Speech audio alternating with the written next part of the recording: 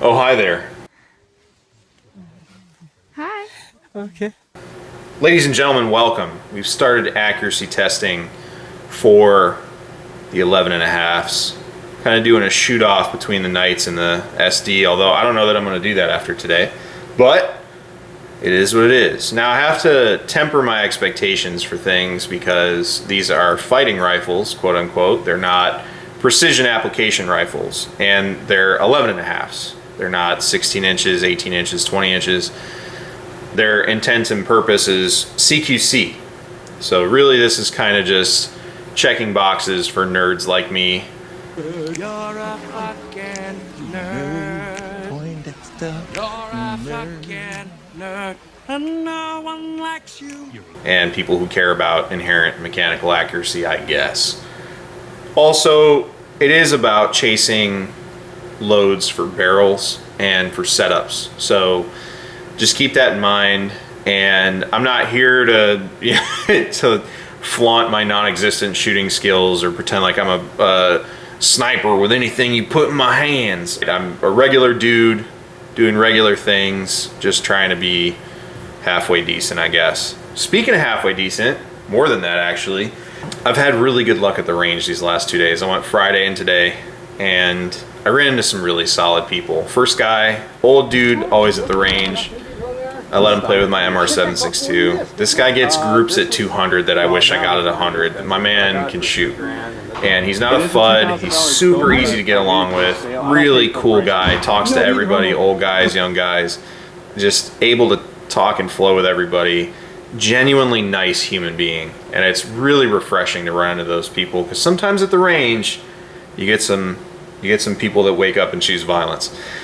And then today I ran into two guys that apparently watch my YouTube channel, and they're local, so it was cool. I was like, I approached them and I said, "Hey, is that a Geissele SD?" And he's like, "Yeah, why are you asking, weirdo?" And I was like, "Well, I got an 11.5. I see you got a 16 inch there." And he's like, "Hey, are you that weird Navy man guy that's on YouTube?" And I was like, "Uh-oh, spotted."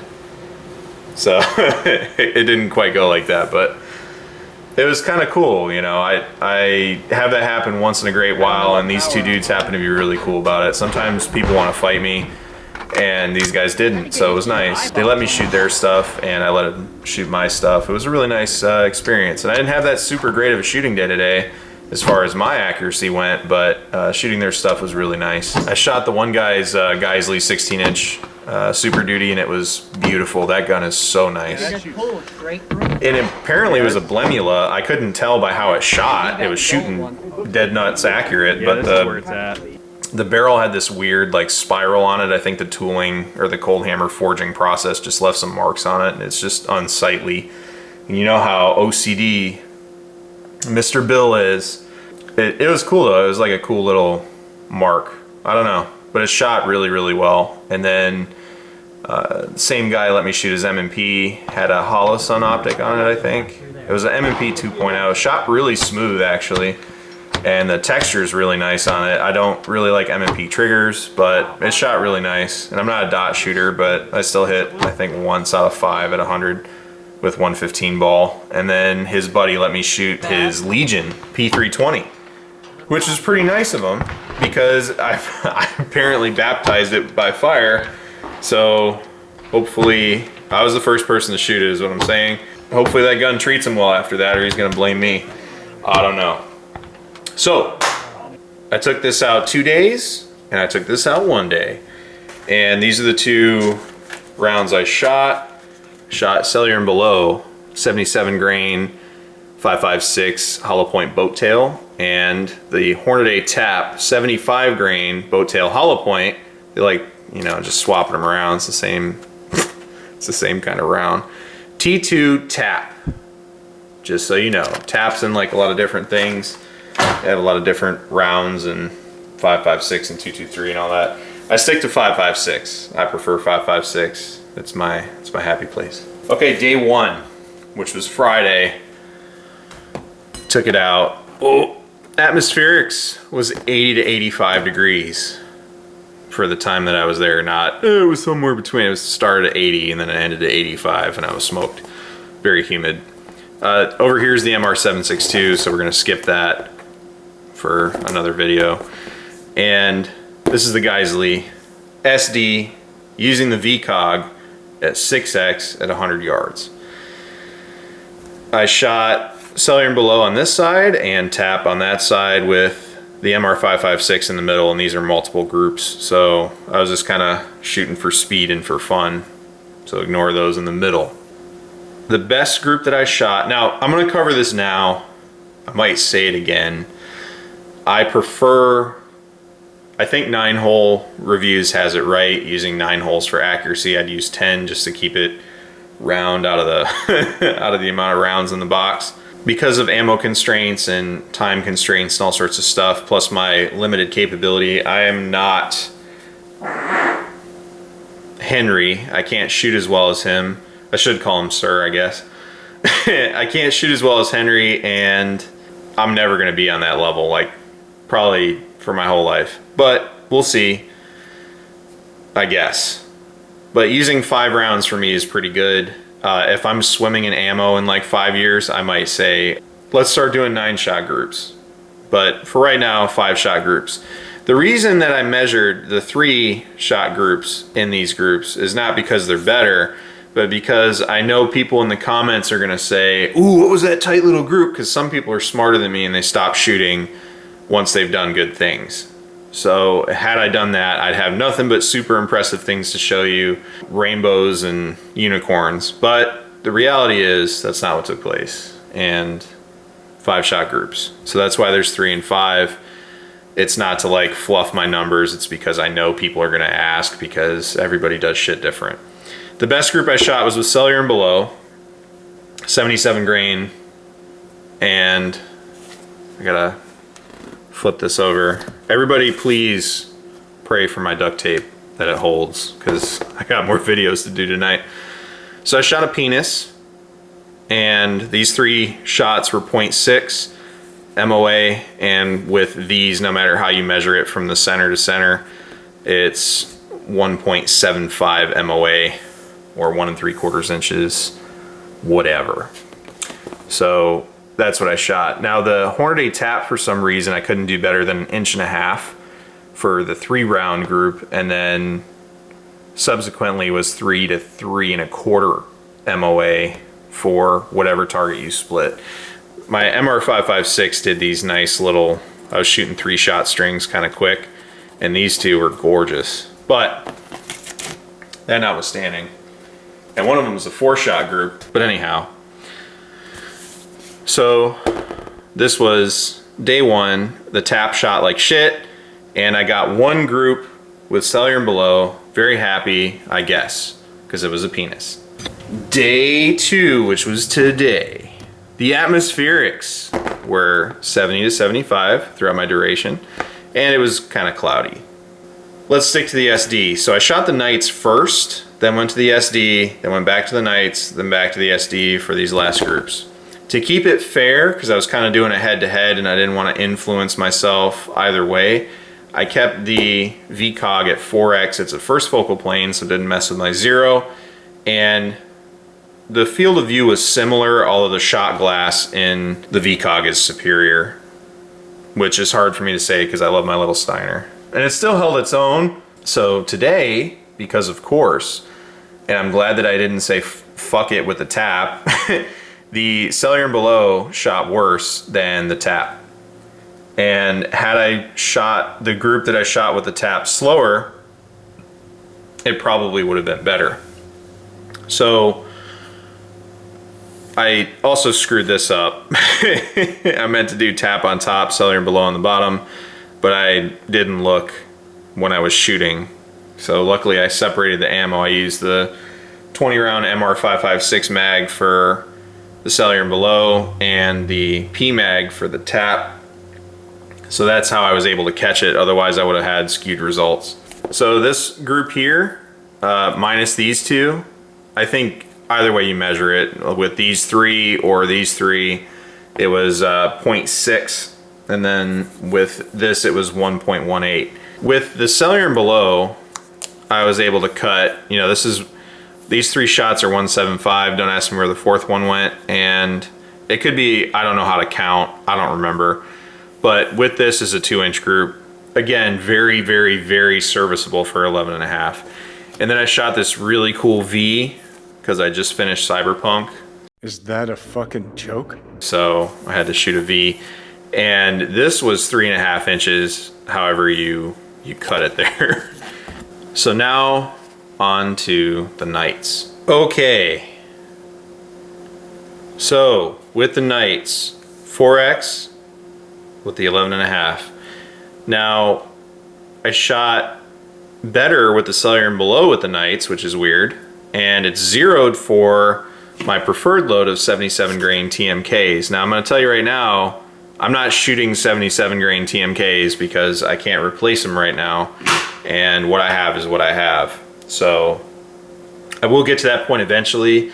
And every single AR I have will be tested with 77 grain TMK. Keep praying for that duct tape. Okay, so we have a 3-inch group and a 3.5 to 4-inch group with the tap, and then a 2-inch group and a 1.25 to 175. Again, that's for the people that want to know the 3-shot. Honestly, I don't know how clapped out these barrels are from Knights. The Secret Service did what they did to them. I don't know, but I know I didn't get like some lieutenants not shot 11.5. All right. It shoots okay, and I myself have put like 4,000 rounds through it, but because I take it to the range every time I go. It's really nice, honestly, but it's not a fresh barrel like the Geissele is. And the Geissele might need another 500 rounds to really hit that sweet spot and then start, you know, wearing in nice. So the accuracy might improve on the Geissele. However, on the Knights, that she's not wearing in. Like it's every couple hundred rounds is shaving off accuracy at this point. And I might send her to get rebarreled. I don't know. I spent a lot on that upper. Who knows? And honestly, who knows if Knights will even rebarrel it. Now these two groups in the center here, because I know people are going to ask, they're both dog shit, so don't worry. But these two groups were shot after I did these 4 groups. So again, the best group I did right here was with the cellular and below, and it was 1.25 inches to 1.75. And I never did this with the 77 grain TMK, which is what I'm kind of kicking myself in the ass for. But I'm also happy that I didn't waste the ammo. These two groups here were done after, and I had good trigger manipulation for a couple rounds, as you can see with both. And this here, these 3 shots is 0.08 MOA. And then over here, I didn't even do a 3-shot because it's 3.5 to 4 inches really, so no one cares. But that said, I did it with the tap over here and the cellular and below over here because that's just how the rounds broke with what I brought today. Now, all that said, this is just the first video of the accuracy testing between these rifles. Now, I don't have a bag and I don't have a some sort of rest or any of that stuff to do this mechanical accuracy test. All right, I'm gonna be honest with you.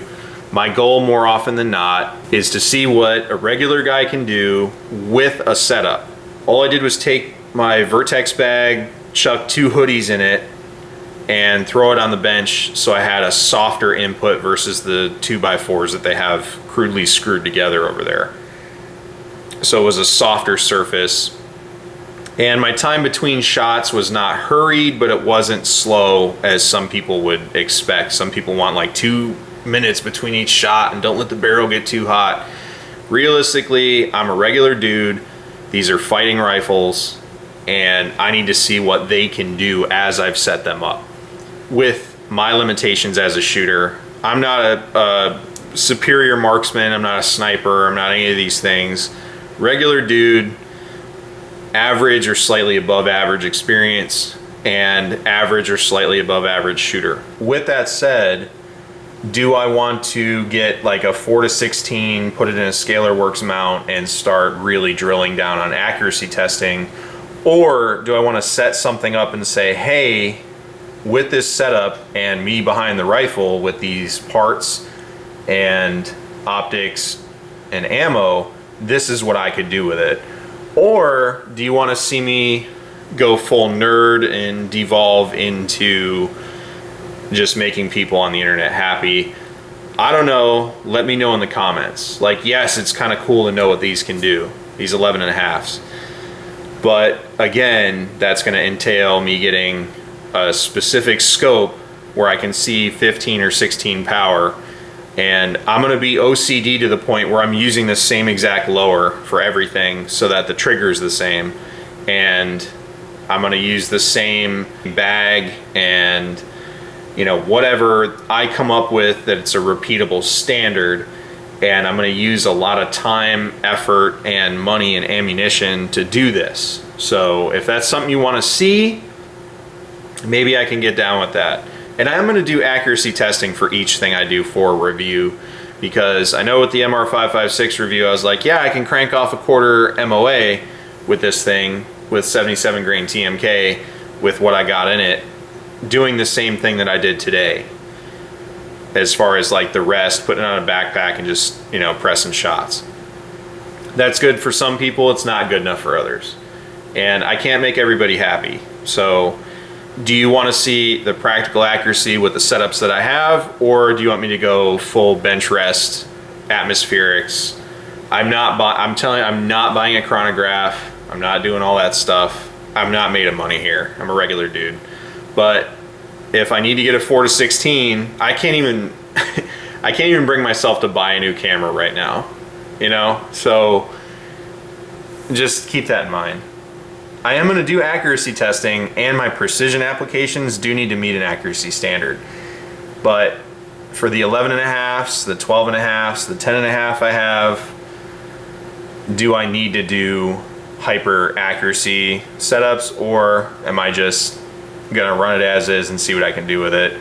I prefer the second, where, hey, this is how I set it up, this is what I did with it, this is what I can do with it. Purpose-driven builds are important. So just take an honest look at it, think about it, and then let me know what you want to see. But the big takeaways from today were I suck at shooting, and I met some cool people, and I had a really good range day. Also, keep praying for the duct tape. I gotta retape before every every video, so I gotta get a new camera. Anyways, thanks for watching. I appreciate your patience. And my big takeaway, again, was that there's cool people out there at the range. And just be a cool, regular guy, and you'll have good experiences and everything. But anyways, thanks for watching. Take care out there.